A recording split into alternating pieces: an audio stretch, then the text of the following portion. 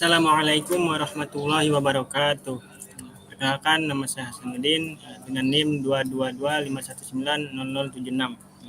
Baik, pada kali ini saya akan mempresentasikan tentang konsep anak dengan hambatan majemuk dan autis sebagai ujian akhir semester mata kuliah pendidikan inklusi. Adapun pembahasannya yaitu ada definisi dan pengertian, hak pendidikan, hambatan dan kebutuhan, serta layanan pendidikan anak dengan hambatan majemuk dan autis. Oke, langsung saja kita masuk ke definisi dan pengertian anak dengan hambatan majemuk dan autis. Anak dengan hambatan majemuk adalah anak yang memiliki hambatan dan kebutuhan belajar secara khusus yang disebabkan adanya kombinasi hambatan antara hambatan fisik, sensori, sosial, emosi, intelektual, dan lainnya. Sedangkan hambatan autis, kata autisme sendiri berasal dari bahasa Yunani, terdiri dari dua kata yaitu aut yang berarti diri sendiri dan ism yang secara tidak langsung menyatakan orientasi atau arah ke suatu keadaannya, sehingga dapat didefinisikan sebagai kondisi seseorang yang luar biasa asik dengan dirinya sendiri. Faktor penyebabnya untuk hambatan majemuk secara umum terjadi sama dengan hambatan yang lainnya dan sangat beragam. Tetapi yang paling banyak adalah Down syndrome dan Usher syndrome. Juga dapat terjadi sejak lahir ya, dengan adanya kelainan-kelainan pada organ tubuh seperti hidrosefali dan mikrosefali akibat penggunaan obat-obatan yang salah oleh ibunya pada masa kehamilan. Untuk anak dengan hambatan autis sendiri, faktor penyebabnya ada faktor genetik, gangguan pada sistem syaraf, ketidakseimbangan kimiawi, dan kemungkinan lainnya.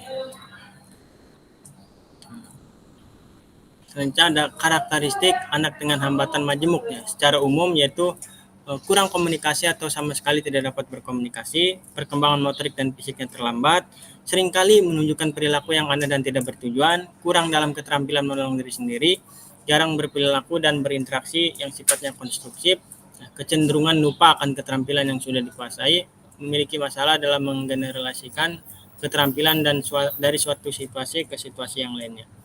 Sedangkan secara khusus itu memiliki ketunaan lebih dari satu jenis ya, bisa 2, 3 ataupun 4. Dan sulit mengadakan evaluasi, membutuhkan instruksi atau pemberitahuan yang sangat terperinci ya.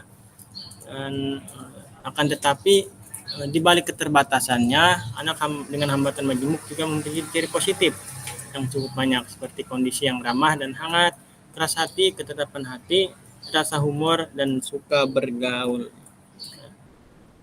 Sedangkan anak dengan hambatan autis memiliki karakteristik yaitu dapat dilihat dari komunikasi, interaksi sosial, gangguan sensoris, pola bermain, perilaku, dan emosi.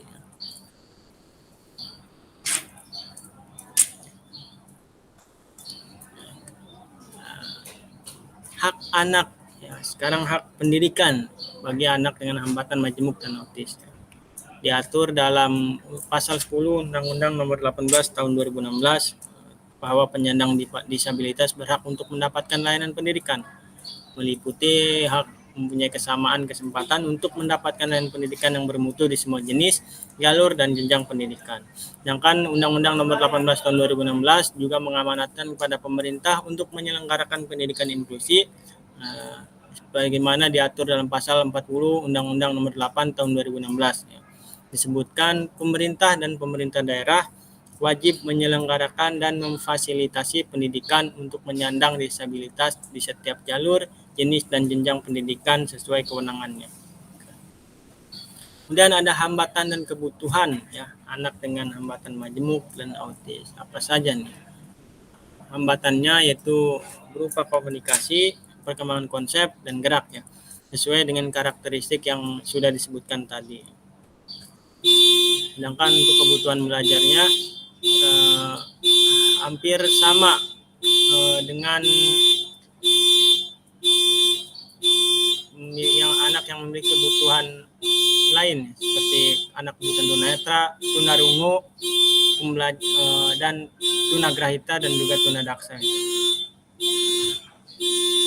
Kemudian layanan pendidikan yang mendukung anak dengan hambatan majemuk dan autis, yaitu yang pertama ada intervensi dini, yaitu pemberian layanan pendidikan terhadap individu dengan hambatan majemuk yang dilakukan seawal mungkin dan selekas-lekasnya oleh orang tua dan atau keluarga dari individu tersebut ya, dengan dibantu oleh pihak-pihak lain.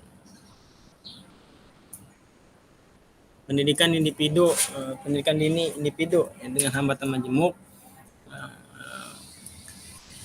yaitu bagi individu yang mengalami hambatan majemuk usia 2-6 tahun yang merupakan pendidikan prasekolah ya, maupun secara inklusif. Artinya jika dimungkinkan mereka dapat mengikuti pendidikan tersebut bersama-sama dengan anak-anak lainnya. Kemudian ada sekolah khusus ya yang terbagi ke beberapa macam seperti sekolah rumah sakit, sekolah khusus berasrama, sekolah khusus harian, kelas mandiri dan kelas khusus. Dan selanjutnya ada sekolah inklusif. Nah, ini yaitu sekolah yang melaksanakan pendidikan inklusif ya, mengakomodasi semua individu tanpa mendiskriminasikan kondisi fisik, intelektual, sosial, emosional, linguistik atau kondisi lain termasuk dengan individu dengan hambatan majemuk dan autis. Tujuannya yaitu memperoleh pendidikan, jenis dan jenjang layanan pendidikan yang ada di dekat tempat tinggal mereka. Dengan demikian, mereka akan memiliki kesempatan yang luas untuk belajar bersama teman sebaya mereka yang normal. Selanjutnya ada pendidikan vokasional, yaitu pendidikan kejuruan yang mempersiapkan individu tersebut untuk memasuki dunia kerja yang dapat dipilih sesuai dengan potensi, hambatan maupun kebutuhan mereka.